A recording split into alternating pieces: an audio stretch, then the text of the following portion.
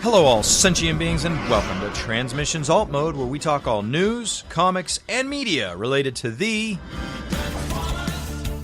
On this episode of TransMissions AltMode, we review Transformers Lost Light issue 14.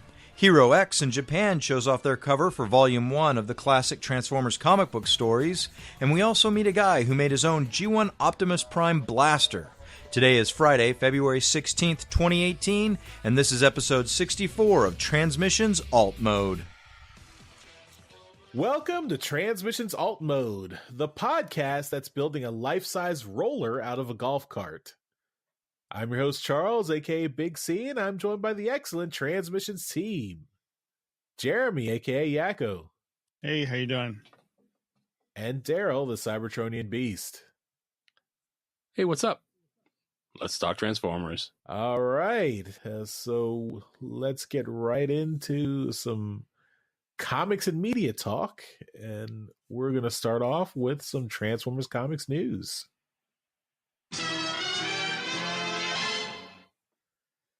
First item is something we talked about earlier on the show a few weeks or months ago. So the company Hero X is producing a Japanese language version of the Marvel Transformers Classics comics. So the first 4 issues of the G1 comics, that 4-issue limited series that started everything off, is getting a Japanese language release.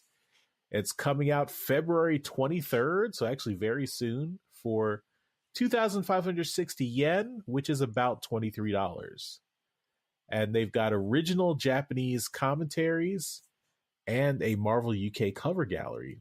And we've also got the cover image, so the new cover image that was specifically made for this book. This cover image was drawn by Oshima Yuki, and you can see the sketches. He tweeted out the sketches and the progression of how he built this cover, and then the final image here. So and it harkens back to that climactic battle in issue 4 of the original G1 comic, and you can see that by the fact that Optimus's right arm is pretty mangled and just a nub or a corkscrew, I guess. Well, it looks like it's like melted off. Mm-hmm. It's a blast. Yeah, well, that's what happened in the book, so it's accurate. It's a really nice image. I really like it. Yeah. So Japanese Transformers fans are getting a taste of the Western Transformers comics. So it'll be interesting to see what they think of it. All right, so that's all the comics news, but let's talk about our comic review. All right. This week we have Lost Light number 14, written by James Roberts, art by Sarah Pietra-Durocher and Brendan Cahill, colors by Joanna LaFuente, letters by Tom B. Long. The editor is David Mariette, and the publisher is Greg Goldstein. We have 3 covers. Cover A has Grimlock having broken loose, and the scavengers look terrified. This is by Jack Lawrence and Joanna LaFuente. Cover B has Grimlock chasing Nickel, and that is by Nick Roach and Josh Burcham. And the retailer incentive, in my mind, I describe it as Grimlock's a lumberjack, and he's okay. He sleeps at night, and he works all day. And this is by Brendan Cahill and Joanna LaFuente. And he's just taking care of some business on some trees. So, Charles, which one of the 3 you prefer? I think they're all pretty cool covers. And I think I like Jack Lawrence's cover just for the fact that it features all the characters. I mean, it features the scavengers and Grimlock, although, okay, Nickel's missing there, but I like that. She might be behind Grimlock. Maybe. But yeah, we haven't perfected, I guess, translucent artwork on comics covers, so we can't see behind him. But I like the fact that it's featuring most of the characters, the main characters in the book, in that first cover. I do want to give an honorable mention to Nick Roche's cover, because that feels a lot like a Jurassic Park homage with the way Grimlock is drawn chasing Nickel. And I think that looks pretty cool. All right. How about you, Daryl? I'm probably going to go with Jax as well. It's dynamic. It's colorful. And yeah, I agree with Charles with the characters, the more characters on it. I do like Nick Roche's as well with the Jurassic Park homage. With Brendan's, I do like Brendan's as well. They're all very good. But I had a hard time looking at the images until I got close to it. I was trying to figure out, is he holding the sword with both hands? What's he doing with the other hand? He's just, it just looked odd that he had it just raised up there with the other arm. He's yelling at the trees. All right. And he's shaking his fist at the trees. Grimlock does not like trees. He's not liking the trees. But yeah, so no, I think Jax is probably the most dynamic for this week. Yeah, I have to agree with you guys. There's no real bad cover this month, and I like that we're at one of those seemingly rare months where all three covers are done by Transformer artists, so we don't have any like weird proportions or anything. Personally, I like the retailer incentive cover the best, I think, just because something about Grimlock just taking out frustration on a bunch of trees kind of it makes me chuckle. But there's not a bad cover to be picked this month. On to the story itself. The title of the issue is "The Scavengers in the Ties That Bind." And it starts out several years ago in a flashback to when Shockwave had just escaped Garrison 9 with Flywheel, Scorponok, and a number of other Decepticons and the Autobot Flame. I guess the ex-Autobot Flame. Scorponok questions the quality of the crew. Why let someone like Bludgeon go and stick with this group? When suddenly the ship is hailed and Shockwave is immediately patched through to Tarn of the DJD. Shockwave prefers to call him by his previous name, Damus, and Tarn replies in kind, referring to Shockwave as Senator.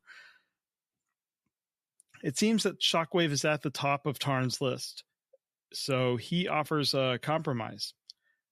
This crew was selected because they're all on the list, and Shockwave is offering to exchange all 31 for his life. Tarn doesn't negotiate, though, and it's his time to talk. Shockwave is suddenly in pain, as Tarn's ability to talk someone to death works even over comms. Flame and Flywheels had been eavesdropping and let Scorponok know that Shockwave was betraying them.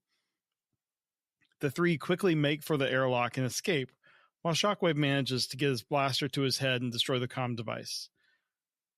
The DJD noticed another vessel approaching, as Bludgeon's group wasn't just let go.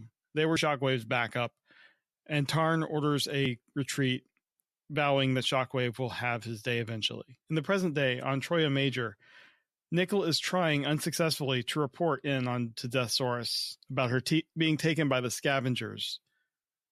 After a lengthy exposition about who the Scavengers are, she goes inside to where everyone else is to get more exposition. This time it's about the Magnificents.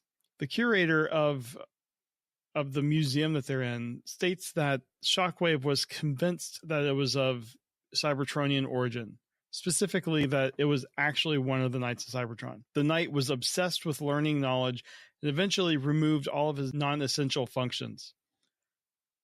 The curator, who is Agonizer, wasn't sure about this until he noticed a Knights of Cybertron symbol on the surface. He tasks the Scavengers to go after the device, and he'll make it worth it for them. He says it was stolen by an ex-Autobot named Flame, and he lets them know where it is. Taking a quick transmat portal hop to the planet Confluence, in the middle of a forest, they spot a World Sweeper ship. as they approach the ship, the trees suddenly transform into angry robots. Grimlock makes quick firewood of them, and in awe of the Dinobot, the rest of the scavengers recall how mad Megatron was when Grimlock returned to the Autobots. And as they say this, Nickel reveals that she was in the DJD by mentioning that it was only the second time that Megatron manually pushed someone to the top of the list. The scavengers start to freak out on this news and get mad at Nickel, but Grimlock sets a new record in a number of words strung together by telling them that she's one of them now. Suddenly the ground rumbles, and like his 2007 Bayformers movie counterpart, Scorponok erupts from the ground and makes short work of the scavengers. Grimlock starts to attack, and with a single command to sleep, the Dinobot collapses. Now trapped in the ship with an unconscious Grimlock, the scavengers debate what to do. They're not sure how Scorponok has this control over Grimlock, but they think they can eliminate this weak spot if they open him up. But there's a risk, because if he wakes up while he's opened up, he will freak out and kill them all. They decide that they need to take the risk anyway, and they open him up, only to see his chest cavity has been modified. And they think he's Matrix compatible, but Scorponok, who is just standing by eavesdropping, reveals that it's not the Matrix. He's been modified to hold the Magnificence. Scorponok tells them that when they escaped Garrus 9, they used the Warren to take Grimlock out of his cell and then tortured him until he opened his chest. He then commands Grimlock to wake up, and seeing that he's opened up and been working on, he tears all the scavengers to pieces. Later, some guards investigate a commotion. In a very coherent statement, Grimlock tells them he needs to speak to Scorponok. That is the end of the story, and possibly the end of the scavengers. So I thought this was a pretty good story. Nice to get so many loose threads kind of start to be tied up here, particularly with the Magnificent stuff, and revealing that it's actually one of the Knights of Cybertron kind of made me think that Rodimus's whole quest to go after the Knights of Cybertron, like, he doesn't realize that at one point he possessed the Magnificence, which was a Knights of Cybertron. So one thing that I noticed, like, Nickel was complaining that the scavengers pronounce their name differently every time, and I was listening to the TFU Info podcast, and he started calling them the Scavengers, and I thought that was kind of funny. Like, this team is like this misfit Avengers. But I enjoyed the book. The art was fantastic. I could kind of tell where Brendan did his pages and Sarah did hers, just because their art styles are a little different. But I don't think there was really a bad panel in the book. Charles, what did you think of this? With so many deep cuts in this coming. Right, yeah, so this was something I was looking forward to. Like James Roberts did tease this on Twitter about how, like, this book was not, basically this is the anti jumping on point for new readers because it's got so much deep continuity. It refers to stuff from Last Stand of the Wreckers. It refers to stuff from early in the More Than Meets the Eye run. And it's a mixed bag for me, because on the one hand, I do like getting all those little references to continuity, but on the other hand, I don't know, it felt a little bit disjointed. Like, it felt like a lot of bits thrown together, but it didn't gel for me at the end. I mean, I know that's not really a satisfying criticism, but I mean, I'm, and then the last, the kind of big shocking end of the book is kind of ruined by the preview on the next page, where your question of whether or not the scavengers will survive is answered by the preview. So that's Yeah, I mean, why do that? There's so many other plot points they could have picked out to reference. yeah. So the art is really good. I like both Sarah Peter Duochet and Brendan Cahill's art, and it's a nice separation where you have the flashback told. I believe Sarah's art is the flashback, and then Brendan's art is the present day stuff. So I mean that's a nice. It shows the division of the two styles, or maybe. Does Sarah do the stuff on I think Troja Major too? I think Sarah does this. Yeah, I think she does stuff at the end. Oh, okay. I don't know. We'll have to confirm with them on Twitter as to what pages they worked on. So I thought Brendan did almost everything except for the flashback, but yeah, I mean the art is really good. I like.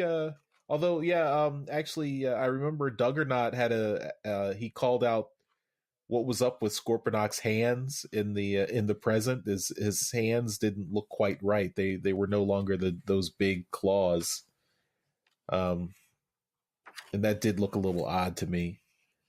Yeah, well, and they did change his alt mode to kind of be more close to his movie appearance, particularly with the tail, the spiky tail. Yeah. And Nickel seems to be she kind of rolls with the punches by getting mixed up with the scavengers. So I thought that was interesting. She, going from the DJD to the scavengers is quite a step down. So, and then the tree formers were interesting. That was nice to get followed up on. Yeah, that's a callback to the beginning of More Than Meets the Eye. Yeah. So it's it has a lot of good pieces, but overall I guess the full book didn't feel like a really coherent story to me. But it did answer a lot of long-standing questions in the story. All right, Daryl, what about you? Well, I'm not a huge fan of character building and exposition, so you got like 2 full pages of text pretty much. Yep. So I wasn't super happy with that, but I did like the fighting stuff, and that was cool to see. It was good to see Grimlock in his robot mode, because we generally see him in his dinosaur mode. And he had the sword that he picked up in Revolution. Yeah, there you go. I don't know whether it's been picked up on yet, but the text that is said by Grimlock at the end of the book is 10 words. And I mean, you mentioned it in your review there that he had set a record by stringing 8 words together. Yeah. And this seemed to be a lot more coherent of a thought. Yeah, it seemed at the end of the book, and it was like proper English. It wasn't like me need. It was like I need. That's right. So it's like something happened and he's woken up. So yeah. So something's changed in Grimlock, and he's not the broken vessel he once was. I mean, obviously the scavengers are not dead, but and that's unfortunate because of the spoiler from the preview page. But I don't know. I like the art. The art was good. I mean, how much of the kind of the G1 story is continued on through here with Scorponok? Do you know? Like, is Scorponok kind of responsible for Grimlock's condition in this line of story like he is in the G1? I don't think he is. Well, they mentioned how they tortured him pretty much until he just opened up his chest willingly, because at that point he didn't know what he was doing. Right. So I think he is responsible for Grimlock's mental state just from the fact that he was tortured so much. Okay. Remember when they found Grimlock in the Decepticon ship earlier? He was in that, that pod was what they had put him in, what Scorponok had put him in that crashed ship. Right. I mean, all in all, it was a good book.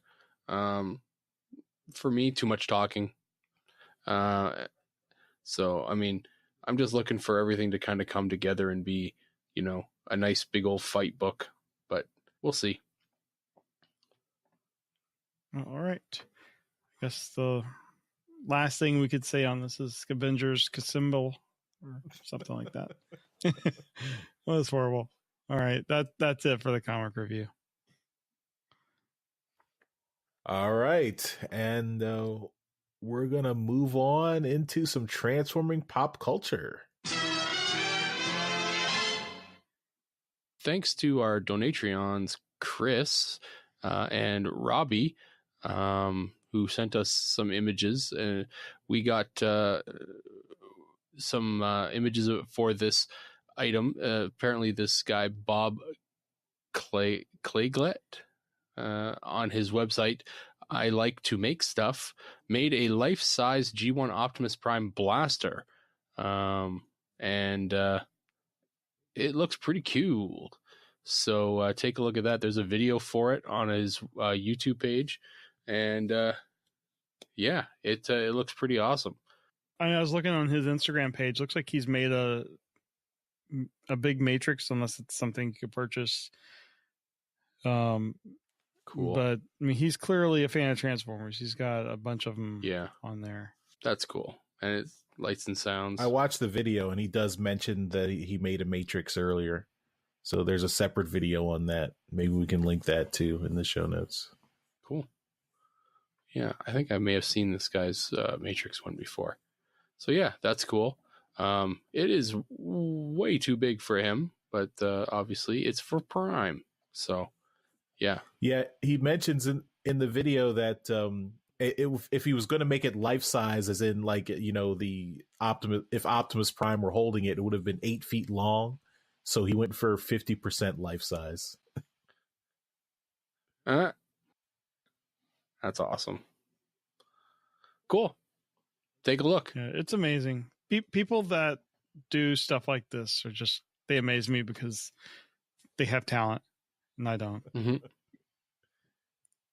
Yeah, it's really cool seeing the progression he did, and then also the 30-second time lapse is neat too. So if you don't have 15 minutes to watch the whole video, check out the time lapse. I got 30 seconds. All right, well, let's move on to some convention news. This is a repeat from Transmissions, so if you listen to that show, you can skip on over to the next little bit.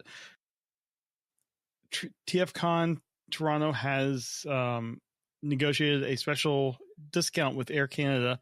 So if you go to aircanada.com and use the code 6PD4HE41 in the promotional code, you can save up to 25% depending on the fare class and where you're coming from. This is for July 4th through July 25th, and covers all travel wherever Air Canada's network is to the Toronto airport, and then it's obviously round trip.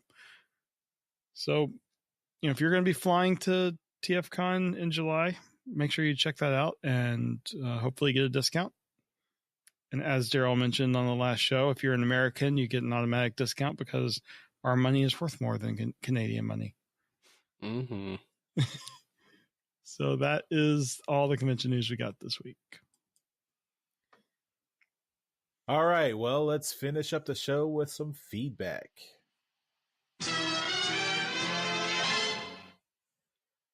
And we got a tweet from one of our listeners, Lee, who was saying he wanted to give us a comment on the last comic review we did.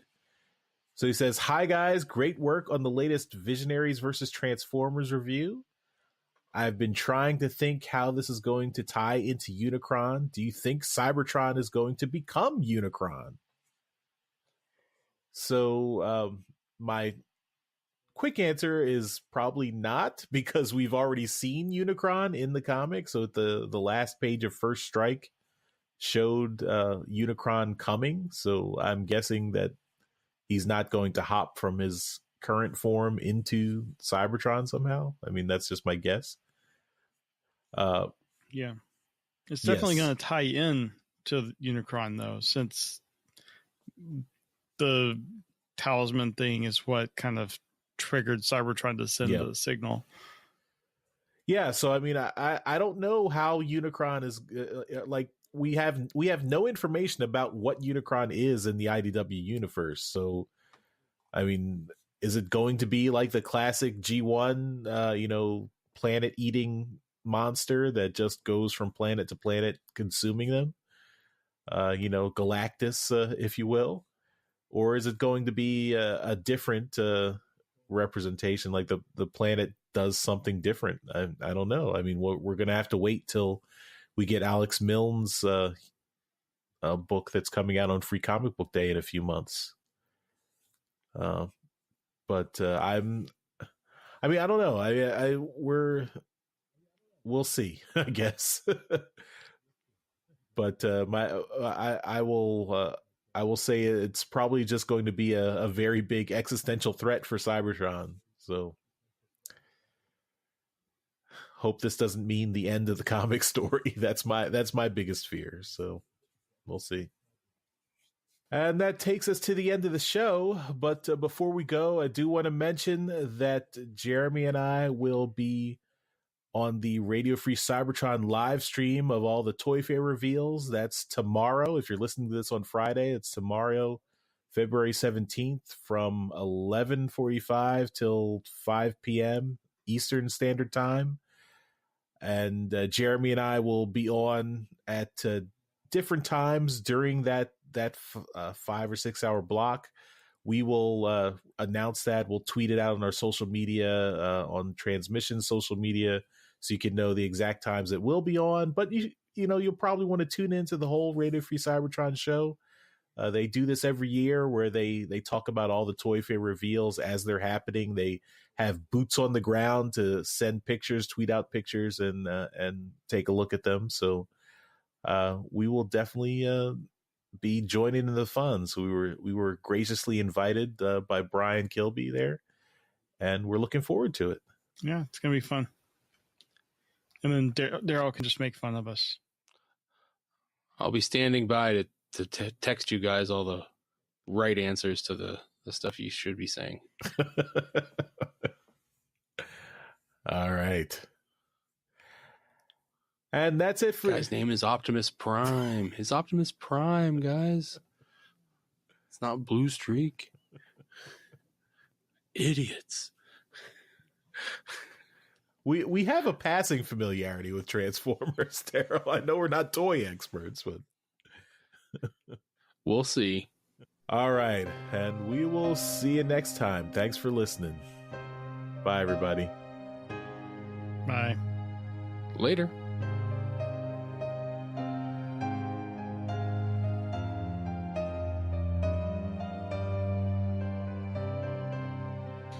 Thanks for listening to Transmissions. Remember, you can help support the show by donating to us directly via Patreon or PayPal. Once you become a donor, you will receive access to donor-only goodies, like donor-only contests, listening to us record Transmissions live, and getting Transmissions swag at 20% off. You can find links for this at transmissionspodcast.com/support. Subscribing to us on Stitcher, iTunes, and Google Play is also a great way to support us here at Transmissions. Every subscription we get helps us get better noticed on those services. Leaving us a comment and 5-star review doesn't hurt either. Be sure to come chat with us on Discord.